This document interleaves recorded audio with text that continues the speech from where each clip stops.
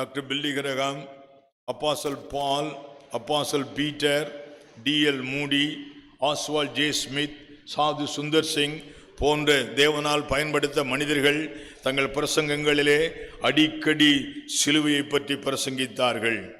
அப்போஸ்தலனாகிய பவுல் நிருபங்களிலே சிலுவை இல்லாத நிருபங்களே இருக்காது. எப்போதும் சிலுவையை பற்றியும் சிலுவை சுமப்பதை பற்றியும் அவர் பேசுகிறார். இன்றைய கிறிஸ்தவ உலகம் சிலுவை வேண்டாம் என்று சொல்லுகிறது.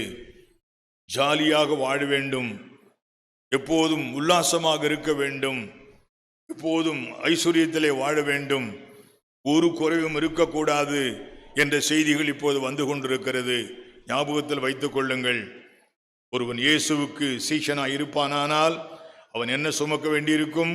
சிலுவை சுமக்க வேண்டியிருக்கும். ஒருவேளை உங்கள் வாழ்க்கையிலே சிலுவை இல்லாமல் வாழ்வீர்களானால் ஆண்டவரிடத்தில் கேளுங்கள், என்ன காரணம் ஆண்டவரே, சிலுவை இல்லாமல் வாழ்ந்து கொண்டிருக்கிறேனே, என்ன காரணம்? அது சரியான கிறிஸ்தவ வாழ்க்கை கிடையாது. ஒருவன் இயேசுவின் பின்னே போகிறான் என்றால் அவன் எப்படி போவான்? சிலுவையை சுமந்து கொண்டு போவான்.